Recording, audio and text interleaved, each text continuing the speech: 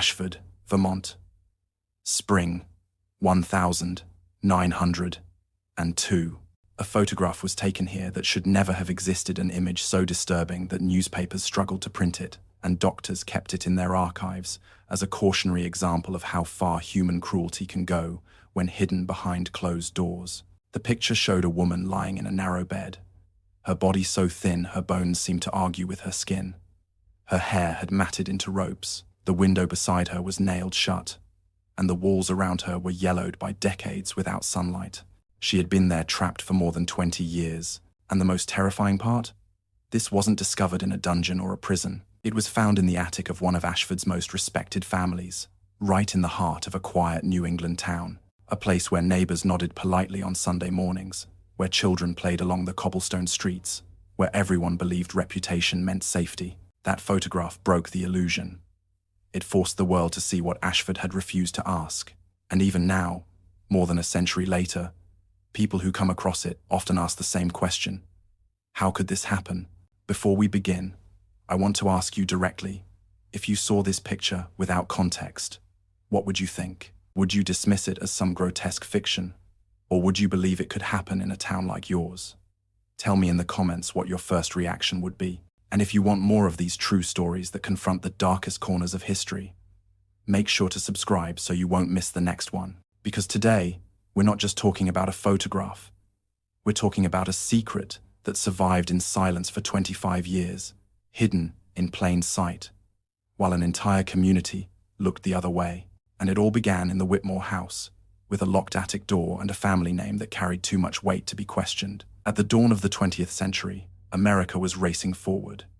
Cities like New York, Boston, and Chicago were alive with industry steel, steam, and smoke, announcing a new age of invention. Yet only a few hours north, tucked among Vermont's green hills, life in the small town of Ashford had barely changed in half a century. Here, the rhythm of life was measured not by factory whistles, but by church bells and harvest seasons. Families knew one another's names going back generations, and a handshake in Ashford carried more weight than a signed contract in the city. But with that intimacy came a suffocating expectation to maintain appearances, to keep family matters private, and above all, never to disturb the fragile peace of the community.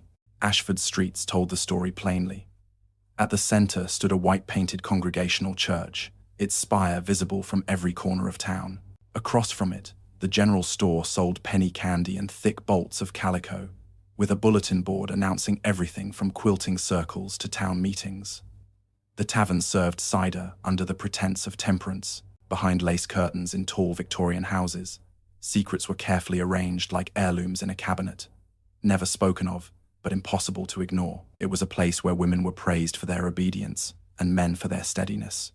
To defy your family's will, especially in a prominent household like the Whitmores, wasn't just rebellion, it was scandal.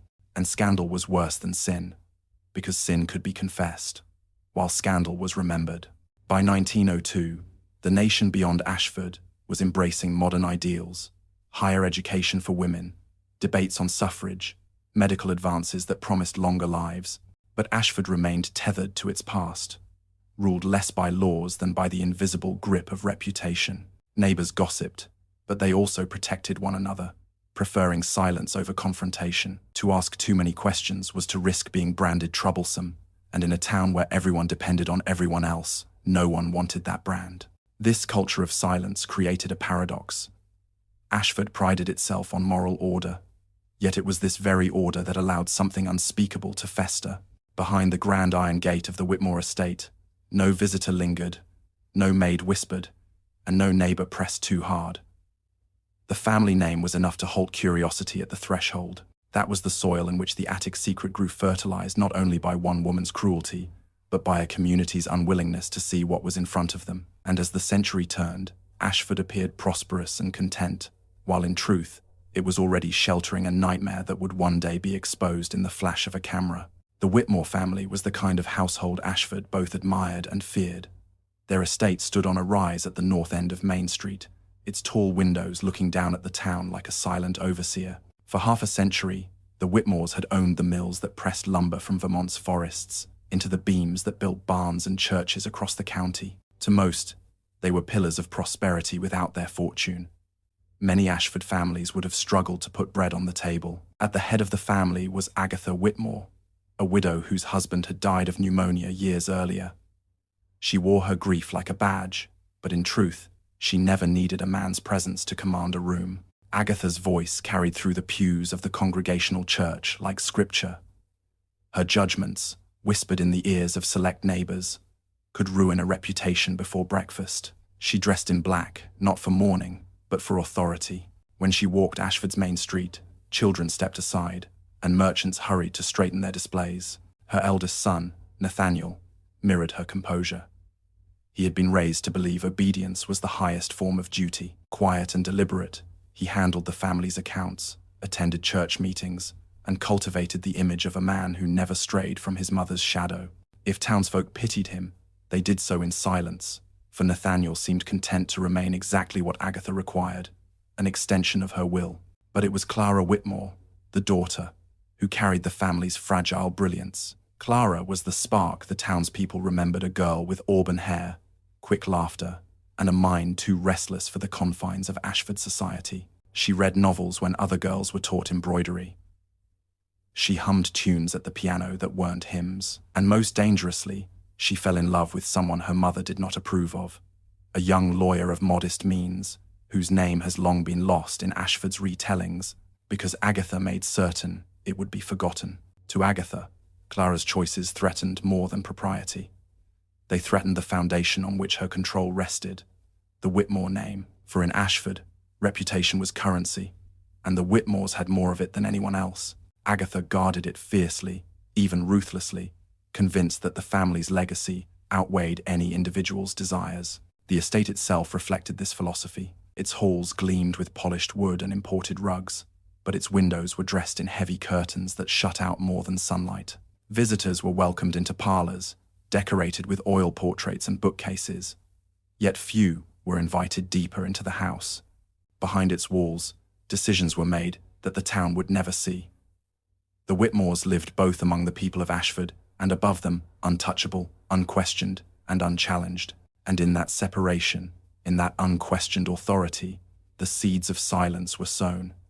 Ashford admired the Whitmores, but it also feared them. To criticize Agatha was to risk losing employment at the mill, a loan from the bank, or a place of honor in the pews. So when Clara's presence faded from public view, the town did not press. The Whitmores said little, and the town asked nothing. It was this dangerous blend, power, fear, and silence, that transformed the Whitmore estate into more than a home. It became a fortress, and within its walls, a tragedy was beginning to take shape. Clara Whitmore was not a daughter made for silence. From the time she could walk, she seemed to carry a kind of light that made people turn their heads. Her auburn hair caught the sun in strands of copper. Her laughter filled Ashford's narrow streets with a warmth they rarely knew, and her questions, always questions, were the sort that unsettled elders who preferred obedience to curiosity. While other young women of the town were praised for their needlework or their piety, Clara was praised, at least at first, for her mind. She read voraciously, filling journals with her thoughts on the novels that trickled into Ashford from Boston and New York. She spoke admiringly of women who traveled, who painted, who dared to lecture in halls where only men had once stood. Her piano playing carried melodies from beyond the hymnals, tunes she picked up from sheet music passed discreetly among friends. But every bright spark draws a shadow. Agatha, watching from the high-backed chair in the Whitmore parlor, grew restless with her daughter's defiance. To her, Clara's laughter was too loud, her reading too ambitious, her conversations too dangerous. Reputation was not built on freedom, Agatha insisted, but on restraint. And the Whitmores, as Ashford's first family, could not afford a daughter who forgot her place. The final fracture came in the form of love. Clara met him, his name seldom recorded, as if Ashford itself wished to erase him in the county courthouse where he worked as a clerk, studying law in the evenings by lamplight. He was earnest, intelligent, and poor. In Clara's eyes, that poverty was not a curse, but a kind of nobility. They spoke in hurried whispers under the maple trees outside the church, exchanged letters, pressed with trembling hands, and built a vision of a life that would never depend on the shadow of the Whitmore name. Agatha discovered the affair quickly. Ashford was too small to keep such things hidden. Her fury was swift and cold. She summoned Clara to the parlor, where the portraits of long-dead Whitmores seemed to lean forward, listening. In words sharp as glass, Agatha forbade the courtship. She called the young man unworthy, a blemish on their lineage, a threat to everything she had worked to preserve. But Clara, for the first time in her life, did not bow her head. She raised her chin, her voice trembling but unbroken, and declared that she loved him, that she would marry him, if not with her mother's blessing, then without it. In that moment, Agatha saw, not a daughter, but an enemy wearing the Whitmore name, and Ashford, bound by its code of silence and deference, would do nothing to intervene. It was a confrontation that would not be forgotten, though few knew of it at the time. For Clara's declaration was not only a challenge to her mother's authority, it was, though she could not yet see it, the first step toward her disappearance. Not long after that storm of words in the Whitmore parlor, Clara Whitmore was gone. No farewell letters were found on her desk. No trunks were carried down the front steps. No carriage ever left Ashford with her name on the passenger list. She simply ceased to appear. Agatha explained it with a composure that only deepened her neighbor's awe. "Clara has taken ill," she told those who inquired, her voice even, her mourning dress immaculate. "Her nerves are delicate, and the doctors advise rest. She is with relatives in Concord, where the air is gentler." She repeated the story with such conviction that few dared to doubt her, and so the town, conditioned to respect silence, adjusted. The Whitmore pew in the church now held only Agatha and Nathaniel, but no one pressed the matter. When the young lawyer Clara's would-be suitor disappeared from Ashford not long after, Agatha's narrative settled more firmly into place. People whispered, yes, but their whispers never reached her doorstep. Ashford's gossip was like its snowfall, heavy at first, then muffled, covering everything in a soft, complicit hush. For months, some remarked on the strangeness of her absence. But by the time the town fair arrived, other distractions had claimed attention. A new textile mill opened in Brattleboro. A fire consumed a barn on the edge of town. Life moved forward, and Clara's name was spoken less and less, until it drifted into the realm of half-remembered curiosity. Inside the Whitmore estate, the curtains remained drawn. The house, once a stage for Clara's piano and her laughter, grew quieter still. Nathaniel buried himself in ledgers. Agatha attended church, head bowed, lips pursed, as if nothing had altered. She spoke of her daughter only when pressed, and even then with a matron's dignity. "Clara is resting. Her health is delicate. That is all." For Ashford, that was enough. To challenge Agatha Whitmore's word was to risk exile from the town's fragile web of approval. It was easier to accept her explanation than to admit the unease that lingered like a shadow. And so, in the span of a few short months, Clara Whitmore vanished not only from Ashford's streets, but from its memory. She had been swallowed whole by her mother's story, as though she had never existed at all. What the town did not see, what it refused to imagine, was that Clara had not left Ashford at all. She was still there, only a few steps above the polished parlor where her absence was explained away, living a life that no neighbor would have believed possible. The truth of Clara Whitmore's disappearance was not a journey to Concord, nor an illness treated in gentler air. It was a staircase, narrow and steep, hidden at the rear of the Whitmore house. At its top sat a door with a heavy brass lock, the kind that clicks not only against wood but against a life. Behind it lay the attic, and there Clara remained. At first, she screamed. She shouted her defiance into the rafters, her fists pounding against the locked door until her knuckles bled. Her voice carried through the timbers of the house. But no one answered. Not Nathaniel, not the servants, and certainly not Agatha. In the stillness that followed, her cries softened into pleas. For freedom, for forgiveness, for someone to listen. Then even those faded, swallowed by the silence that seemed to deepen with each passing day. The attic itself was a room of slow erosion. Its single window was nailed shut, its panes streaked with dust so thick the outside world became little more than a blurred memory of light. The air was heavy, stale with the smell of fabric long untouched by wind. A narrow iron bed stood against one wall, its mattress thin and unforgiving. A washstand held a chipped basin, filled only when Nathaniel, or more often, a maid sent under orders, brought water in a metal jug. Meals came the same way, slid through the door without words. Clara marked the days at first, scratching lines into a beam with a hairpin. But time in the attic proved treacherous. The rhythm of sunrise and sunset blurred through the grimy glass, and the marks lost their meaning. Weeks melted into months, and months into years. She wrote letters in her mind to the young lawyer she loved, rehearsing conversations she would never have. She pressed her ear to the floorboards, hoping for the murmur of familiar voices below, but all she heard was the dull throb of silence, punctuated by footsteps that never paused outside her door. There were nights when she refused to eat, willing her hunger to break the lock her fists could not. But hunger only gnawed and left her weaker. There were mornings when she raged again, shouting until her voice was hoarse. But the house itself seemed built to smother sound. And gradually, Clara's fire dwindled. Her spirit, once so untamable, began to fold inward. The attic became less a prison of wood and nails than of the mind. Its darkness pressed close, convincing her that the world below had forgotten her, that she was no longer Clara Whitmore, but only a shadow wearing her name. The family that once paraded her beauty and wit now erased her with silence. And in Ashford, silence was as binding as iron. By the time the first decade passed, Clara no longer fought. She lived in the rhythm of confinement. The creak of the door when food arrived, the drip of rain through the shingles, the slow decay of furniture and flesh alike. She was alive, but in a way that stripped life of its promise.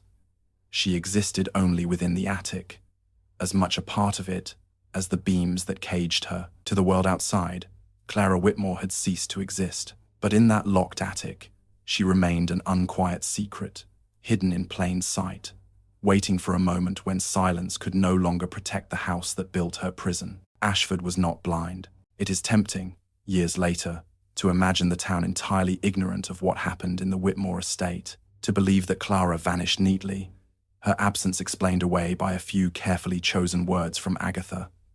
But silence of that kind is never so clean. It leaks, it hints. And in Ashford, the hints were everywhere. Neighbors spoke, quietly at first, of an odor that sometimes drifted across the Whitmore hedges, a sour mix of damp cloth and unwashed skin, faint but persistent. Delivery boys, carrying parcels to the kitchen door, swore they heard muffled noises from above, sounds too faint to name yet impossible to forget. A maid who lasted only a few months whispered that she saw food trays left on the attic landing, though she dared not question why.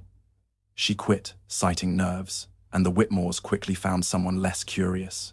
But in Ashford, questions were more dangerous than answers. To ask why was to risk offending the most powerful woman in town. Agatha's influence ran through the mill, the church, even the local bank.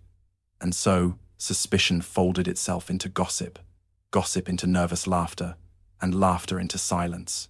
When townsfolk gathered at the general store, someone might murmur, "Strange, isn't it, how Clara never returned?" The words would hang for a moment, then be swept away by talk of crops or weather. A mother might hush her child who asked too loudly why Miss Clara's window never opened. The lesson was always the same. Some matters were not for public discussion. Ashford's silence was not merely the absence of speech, it was an agreement, a pact of collective blindness. Each resident told themselves that if something were truly wrong, surely someone else would act. And when no one did, their own inaction seemed justified. This complicity gave Agatha all the cover she required. She moved through town as though nothing were amiss, donating to the church, attending socials, nodding with measured grace at those who dared meet her eyes. People praised her strength as a widow, her devotion to family, even her supposed sacrifice in caring for a sick daughter far from home. The lie held because Ashford wanted it to hold. In truth, the Whitmore house had become a stage upon which both the family and the town performed their roles. The drawn curtains, the nailed window, the silence in the attic, all were part of a script written not by one woman, but by an entire community, unwilling to disrupt its fragile order. And so the years continued, one after another, the town carrying on with picnics, barn dances, Sunday sermons, while, just above their heads, Clara remained, forgotten not by accident, but by choice. For 25 years, the Whitmore estate kept its secret.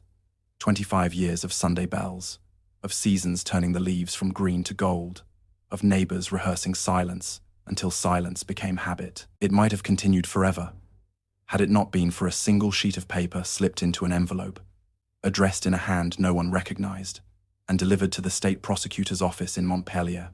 The letter was brief, shockingly so. No salutation, no closing, not even a full name. Just a handful of words that struck like a hammer. There is a woman locked in the attic of the Whitmore house in Ashford. She has been there for years. Please act. That was all. But sometimes brevity is more terrifying than detail. It left no room for dismissal, no excess to hide behind. Whoever wrote it had chosen their words carefully, as if knowing too much embellishment would only weaken their claim. The prosecutor, at first, hesitated. Anonymous letters were not uncommon. Most proved to be nonsense, born of personal grudges or idle mischief. But the Whitmore name gave pause. This was no ordinary family, no ordinary accusation. The prosecutor knew that if the letter were true, it would unravel the very fabric of Ashford's dignity.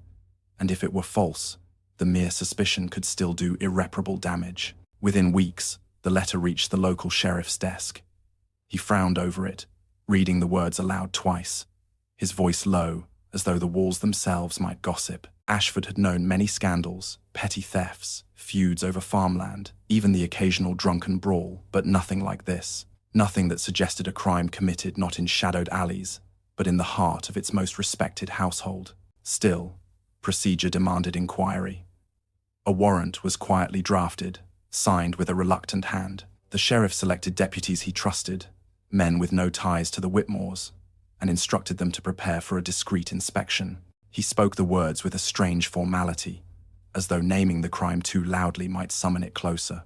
And so, after 25 years of silence, a piece of paper pierced the armor of secrecy. The anonymous writer, whose identity remains unknown to this day, had done what no neighbor, no parishioner, no friend of the family had dared. They had spoken, and their words would set in motion a chain of events that Ashford could never undo. For if the attic truly held what the letter claimed, the town was about to be forced to confront not only the Whitmore's cruelty, but its own. On the morning of the 2nd of May 1902, the sheriff of Windsor County arrived in Ashford with 2 deputies at his side. Their carriage wheels clattered against the cobblestones as townsfolk peered from behind curtains, whispering at the sight of uniforms stopping before the Whitmore estate. In a town so small, any visit by lawman was an event. A visit to the Whitmores was unthinkable. The deputies stepped down, their boots striking the earth with a heaviness that seemed to echo across the green. They carried with them the warrant, signed in Montpelier, its ink still sharp and official. The paper felt fragile in their pockets, as though even it feared the weight of what it authorized. The Whitmore house loomed, its shutters drawn, its front gate creaking as the sheriff pushed it open. The air was unusually still, the kind of stillness that makes birds falter mid-song. As they approached the door, one deputy glanced upward at the attic window, noticing how the glass looked clouded, as if light itself had been reluctant to enter.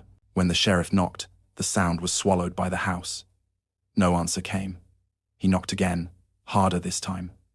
Silence. At last, Nathaniel Whitmore opened the door. He stood tall, pale, his eyes flickering, not with surprise, but with something colder calculation. "Mr. Whitmore," the sheriff said, his voice formal, "we have a warrant to search the premises." Nathaniel hesitated only a moment before stepping aside. His obedience seemed rehearsed, as though he had anticipated this day. The deputies exchanged glances, but entered. The air inside the house was clean, too clean, polished wood and carbolic soap masking something sour beneath. They moved through the parlor, past oil portraits of long-dead Whitmores staring down with painted indifference. The sheriff paused at the staircase. "Upstairs," he said. His tone carried the weight of the letter they had all read, the accusation that clung to each step they climbed. The second floor was immaculate. Bedrooms were neatly made, curtains tied back just enough to let in the spring light. It looked ordinary, almost reassuring, until they reached the narrow servants' stairwell at the back. The sheriff gestured toward it. The attic, the stairs creaked under their weight, each groan of wood tightening the deputies' throats. At the top, they found the door, heavy, scarred, its brass lock gleaming with a polish that seemed almost mocking. One deputy pressed his ear against it. For a moment, nothing then, the faintest shift, like fabric stirring. He stepped back quickly, eyes wide. "Open it," the sheriff ordered. A crowbar was wedged against the frame. The first strike splintered wood. The second cracked the jamb. The third tore the door wide. The lock fell with a metallic clatter, and stale air rushed into the hallway, thick with the scent of rot and confinement. The deputies froze as the room revealed itself. Sunlight forced through dusty panes, carved beams across the gloom. The outlines of a bed, a washstand, a chair appeared, first ordinary objects, in extraordinary neglect. And then, in the shadows, a figure moved. Clara Whitmore was still alive. The deputies stood frozen in the doorway, their senses warring between disbelief and horror. In the half-light of the attic, what they saw scarcely seemed human. Clara Whitmore lay upon a narrow bed, her frame so thin that the bones of her wrists jutted like branches in winter. Her hair, once bright auburn, had dulled to a tangled mass, matted against the sheets. Her skin bore the pallor of someone who had not felt the sun in decades. The window beside her had been nailed shut long ago. The glass was opaque with grime, letting in only a strangled trickle of light. The air was heavy, sour, clinging to their clothes as they stepped inside.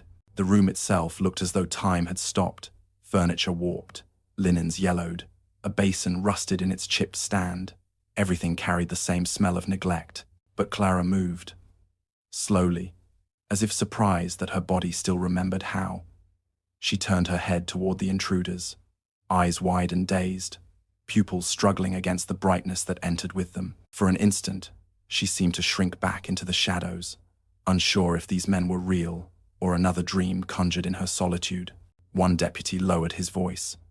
"My God, she's alive." The sheriff nodded once, his jaw tight. "Document it," he said. From his satchel, a deputy produced the heavy camera. It was set upon a tripod in the corner, its brass fittings catching the thin light. He worked quickly but reverently, as if aware that what he was about to capture would not only bear witness, but stand as proof against disbelief. The plate was prepared, the shutter cocked, and the lens adjusted. Clara watched with unsteady eyes as the cloth was pulled over the deputy's head. The others stood silent, holding their breath, as though afraid to disturb the gravity of the moment. Then came the click, the sharp, final sound of the shutter. It was in that fraction of a second that history caught her. The photograph, when developed, would show exactly what the men had seen. A woman reduced almost to a skeleton, surrounded by the decay of a room that had been both home and prison.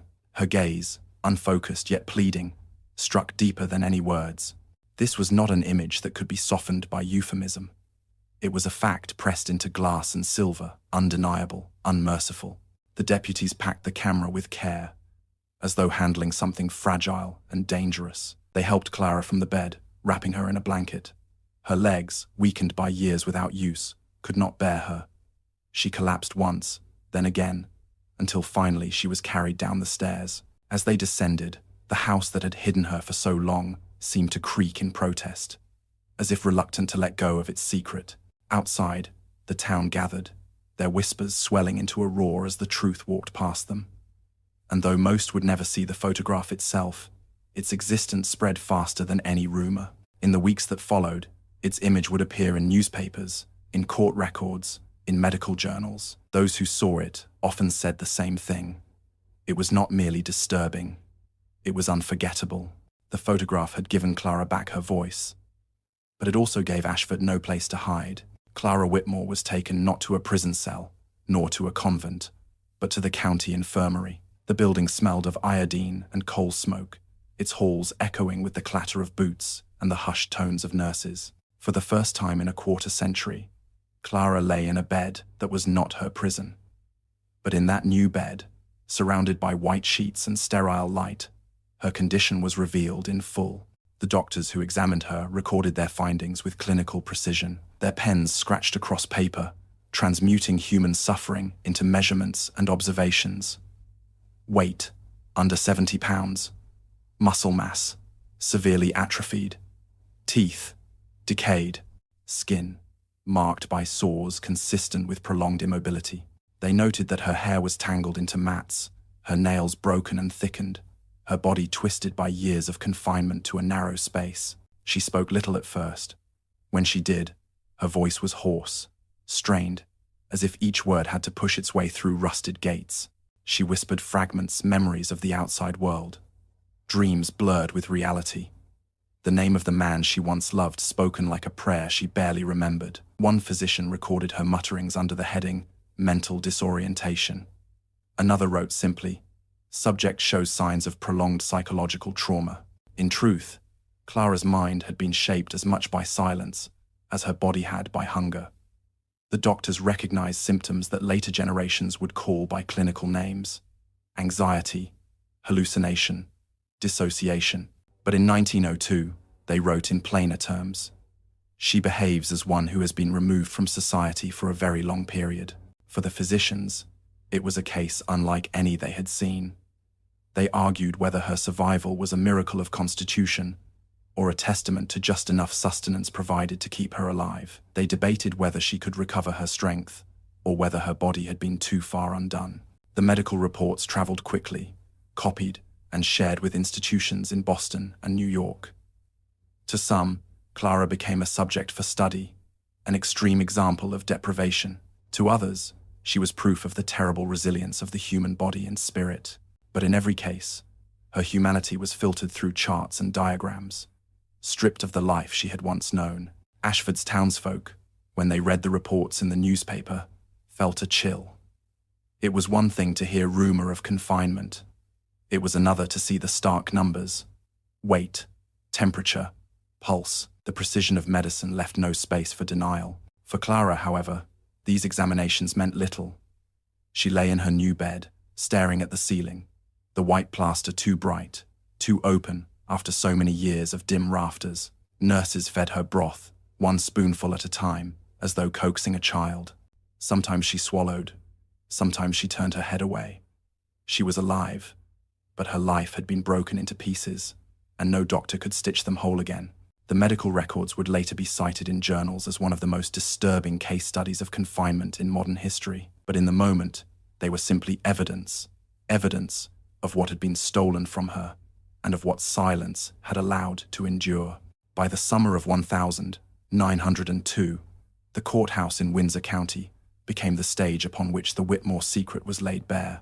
The building itself was modest, its clapboard walls painted white, its windows thrown open to let in the humid air. But inside, the atmosphere was heavy, thick with the curiosity and outrage of a community forced to confront its own silence. Agatha Whitmore entered the courtroom dressed as she always had in black, her veil perfectly arranged, her posture regal despite the whispers that trailed her every step. Nathaniel walked just behind her, his head lowered, his hands clasped tightly as if in prayer. Townspeople craned their necks to see them, struggling to reconcile the faces they had once admired with the accusations that now clung to them like chains. The charges were read aloud: unlawful imprisonment, abuse, neglect. Each word rang like a bell, echoing through the chamber. Clara herself was deemed too frail to testify, her condition described instead through the voices of doctors and deputies. Their accounts painted a picture more damning than any witness could. The nailed window, the rusted basin, the body wasted by decades without freedom. The prosecution argued that Agatha had acted with deliberate cruelty, that she had imprisoned her daughter not out of necessity, but out of pride and control. They presented the anonymous letter, the medical records, and the photograph itself, which was displayed briefly before the court. Gasps rippled through the room. Some spectators turned away, others pressed forward, unable to look but unable to stop themselves. Agatha, when asked to respond, spoke with the same chilling composure that had once commanded Ashford. "I did what was necessary to protect my family," she declared. Clara was unwell, vulnerable, easily led astray. To expose her to the world, to allow her reckless choices, would have destroyed us all. I sacrificed my peace, my comfort, my very soul to care for her. Her words were steady, but her eyes flashed with something harder, a conviction that even now she was right. Nathaniel's defense was weaker. He admitted he had known, that he had carried food and water to the attic under his mother's orders. "I obeyed," he said simply, his voice breaking. "I obeyed because she was my mother, because I was told it was the only way." He cast his eyes downward as the courtroom murmured, some with pity, others with disgust. The trial stretched on for days, each witness another thread unraveling the tightly woven facade the Whitmores had maintained for decades. Servants testified to strange instructions. Neighbors admitted to rumors they had dismissed, and experts explained the toll Clara's confinement had taken on her mind and body. In the end, the case was less about guilt. Guilt was undeniable than about motive. Was Agatha a monster cloaked in widow's black, or a woman so warped by obsession with family honor that she convinced herself her cruelty was care? Was Nathaniel complicit, or merely a coward crushed beneath his mother's will? The jury deliberated with the weight of the town pressing upon them. Their verdict would not only decide the fate of the Whitmores, but also serve as judgment on Ashford itself, for no verdict could absolve the years of silence that had allowed the attic door to remain locked. When the decision was finally read, the courtroom was silent enough to hear the creak of benches, and though the law had spoken, the deeper trial, the one held in the conscience of every person in Ashford, was only beginning. When the verdict was announced, the sound traveled far beyond the walls of the Windsor County Courthouse. Within days, newspapers in Boston, New York, and even Chicago carried headlines that read like indictments of not only a family, but an entire way of life. Woman found locked in attic after 25 years. The secret of Ashford exposed. Family honor or human cruelty. The photograph, grainy, haunting, undeniable, appeared in several papers despite editors' hesitation. Some printed it small, tucked between columns of text. Others enlarged it, forcing readers to confront what words alone could not capture. Letters to the editor flooded in, some demanding harsher punishment for Agatha, others expressing pity for Nathaniel's weakness, and many more asking the same question. How could an entire town let this happen?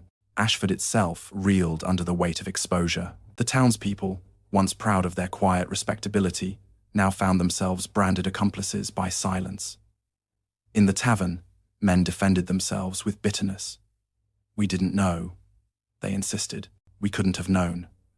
But their voices betrayed unease, for they remembered the rumors, the strange odors, the muffled sounds from the Whitmore estate. Women whispered in kitchens, recalling how their children had asked questions they had been too quick to dismiss. Some residents turned their anger outward, blaming the anonymous letter writer for betraying the town. "It should have been handled privately," they said, "not paraded before the world." Others, however, found courage in the truth. A minister stood in his pulpit one Sunday and confessed that he had long suspected something was wrong, but had chosen not to pursue it. "I ask God's forgiveness," he told his congregation, "for I placed reputation above compassion." His words echoed across Ashford, unsettling many who had done the same. Beyond Vermont, the case sparked fierce debate.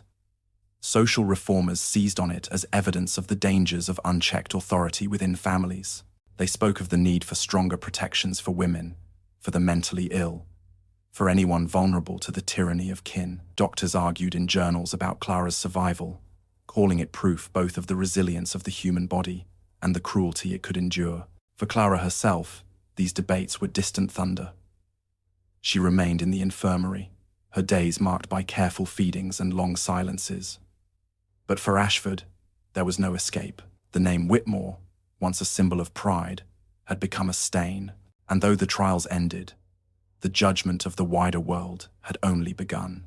Every whisper in Ashford carried the same undertone: shame.